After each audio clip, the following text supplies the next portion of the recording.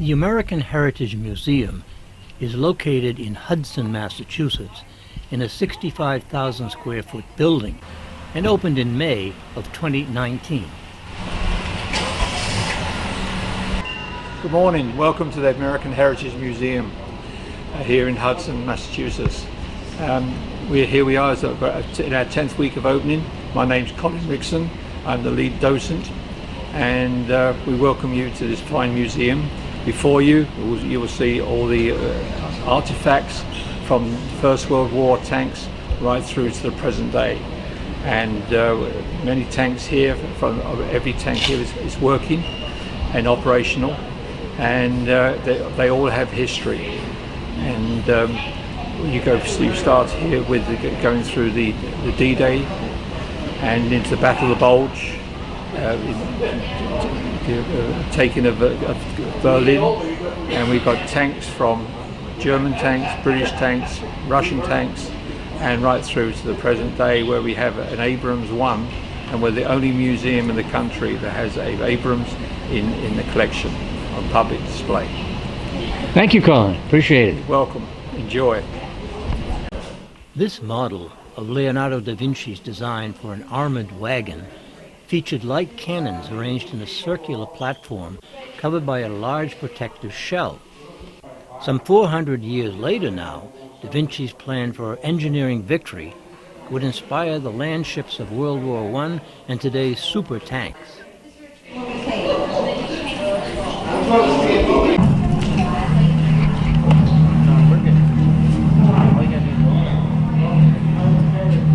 Every Memorial Day, 37,000 American flags are placed in Boston Common to commemorate those citizens of Massachusetts who have laid down their lives in the defense of freedom.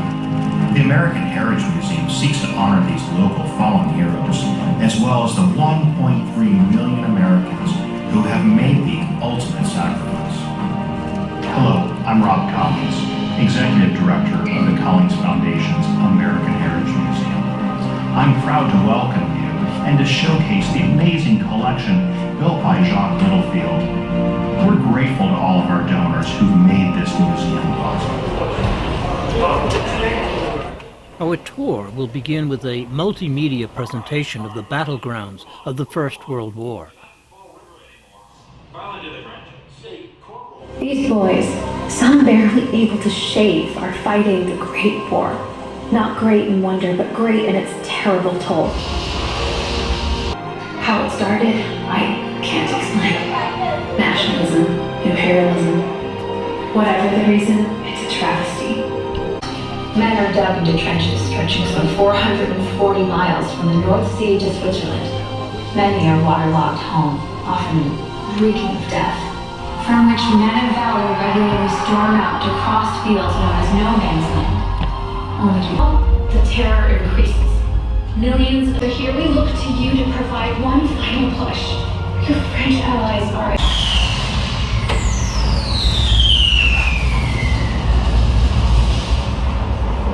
You men, take cover! Get back from those walls! Corporal, send in the scouts and cut the barbed wire for the morning attack. Yes, sir! Direction, you cover up. You men, get down! All hell's breaking loose. Get used to it, boys. It's every night.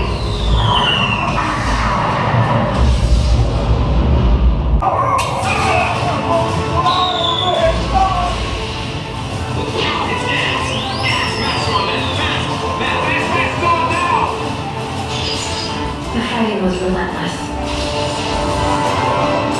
The stalemate would only be broken by sending our report. 200,000 will die in the trenches. Solemn evidence to future generations of what is necessary to defend freedom. Pros for a far-right political party.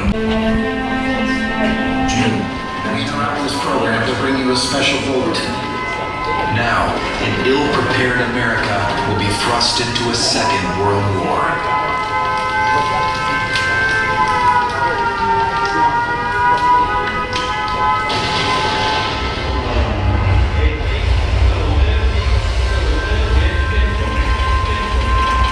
On December 8, 1941, in response to the sneak attack on Pearl Harbor,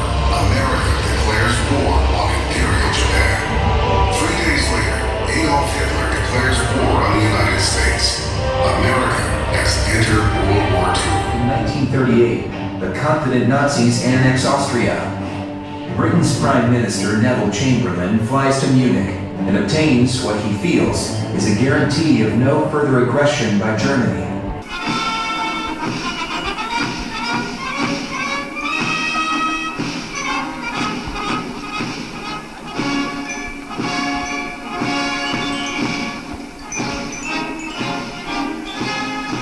Das muss die Welt wissen. Deutschland wird friedliebend sein, wie nur ein Volk friedliebend sein kann. Wenn diesem deutschen Volk nicht an seine Ehre getastet wird. Heil! Heil! Heil! Heil!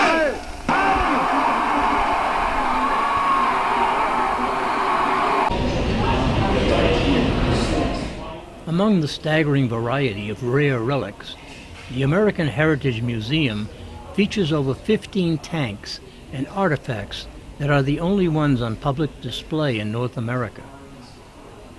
These include M1A1 Abrams tank, T-34 tank Kommandoggerat 38 German rangefinder, Leichter Panzer Sparwagen, SDKFZ 222 armored vehicle, Matilda Mk2 tank, Jumbo Sherman tank, IS-2 tank, Panzer I tank, Scud missile and launcher, Hobro tank, and many more.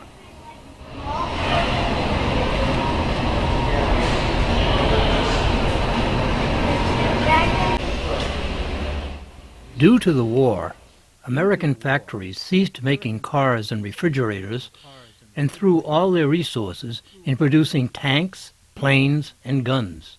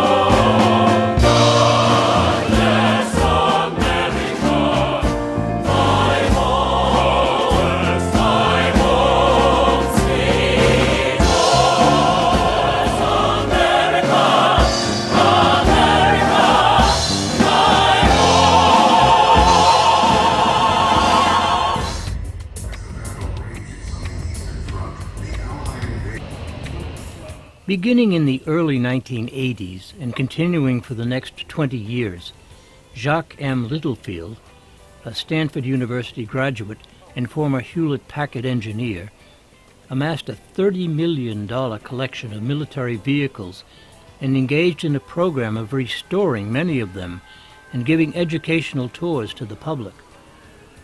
By the time of Littlefield's premature death in 2009, his collection had expanded to over 240 vehicles.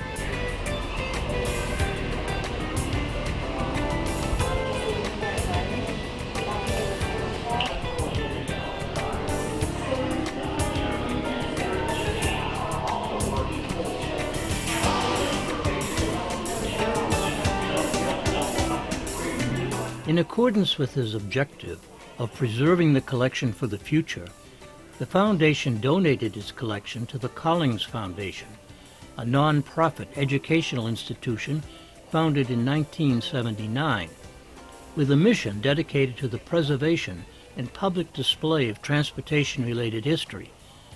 The Collins Foundation then auctioned off 120 of the vehicles, netting $9.5 million, to fund creation of a new 69,000 square foot museum to display the remaining 80 items in the collection at the Collins Foundation headquarters in Stowe and Hudson, Massachusetts.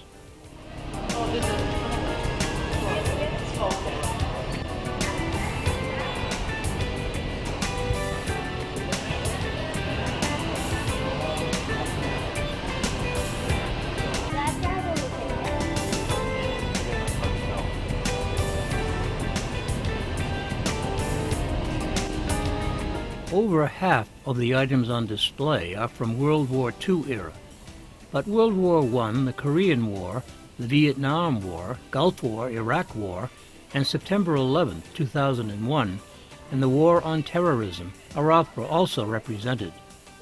Most of the items on display are American, German, Russian, or British in origin.